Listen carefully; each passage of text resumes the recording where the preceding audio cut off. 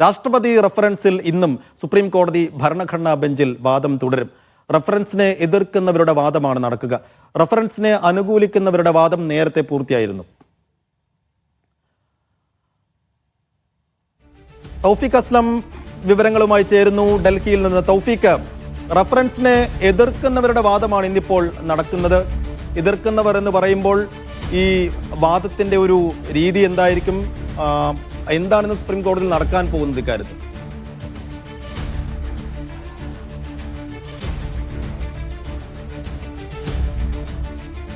സൈഫുദ്ദീൻ, കഴിഞ്ഞ കുറച്ച് ദിവസങ്ങളായി ഈ ഹർജി സുപ്രീം കോടതിയുടെ പരിഗണനയിലാണ്. സുപ്രീം കോടതി ഈ വിഷയം നിരന്തരമായി ഈ ഹർജിയിൽ വാദം കേൾക്കുകയും ചെയ്യുന്നുണ്ട്. ഇന്നിപ്പോൾ റഫറൻസിനെ എതിർക്കുന്നവരുടെ ഒരു വാദമായിരിക്കും നടക്കുക.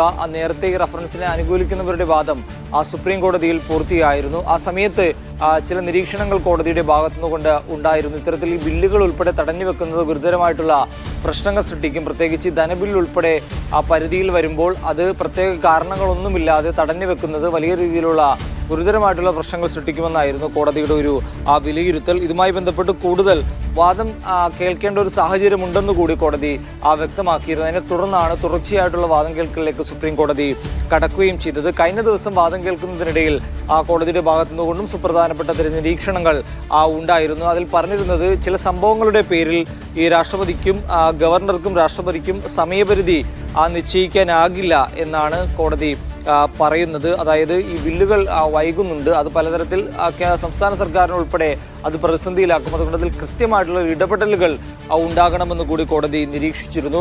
കാലതാമസം നേരിടുന്ന കേസുകളിൽ കോടതിയെ സമീപിക്കാം എന്നുകൂടി കഴിഞ്ഞ ദിവസം കോടതി പറയുകയും ചെയ്തിരുന്നു. അങ്ങനെയെങ്കിൽ ഒരു വലിയൊരു മികച്ച രീതിയിലുള്ള ഒരു വിധി കോടതിയുടെ ഭാഗത്തുനിന്നുകൊണ്ട് ഉണ്ടാകാനുള്ള ഒരു സാധ്യതയുണ്ട്. പക്ഷേ ഇന്ന് വാദം പൂർത്തിയാവുകയാണെങ്കിൽ ഇന്നോ അല്ലെങ്കിൽ അടുത്ത ദിവസങ്ങളിലോ ഇതുമായി ബന്ധപ്പെട്ടുള്ള ഉത്തരവ് സുപ്രീം കോടതിയുടെ ഭാഗത്തുനിന്നുകൊണ്ട് ഉണ്ടാകുമെന്നാണ് നമ്മൾ പ്രതീക്ഷിക്കുന്നത്. കോടതി വിഷയം വിശദമായിട്ട് തന്നെ പരിഗണിക്കുകയായിരുന്നു കഴിഞ്ഞ ദിവസങ്ങളിലെല്ലാം. കാരണം കേരളം അതോടൊപ്പം തന്നെ തമിഴ്നാട് ഉൾപ്പെടെയുള്ള സംസ്ഥാനങ്ങളിൽ ബില്ലുകൾ വൈകുന്നതുമായി ബന്ധപ്പെട്ട് നേരത്തെ തന്നെ സുപ്രീം കോടതിയെല്ലാം സമീപിക്കുകയും ചെയ്തിരുന്നു. അതിനെ തുടർന്നാണ് ഇത്തരമൊരു ഹർജി കോടതിയുടെ പരിഗണനയിൽ വന്നത്.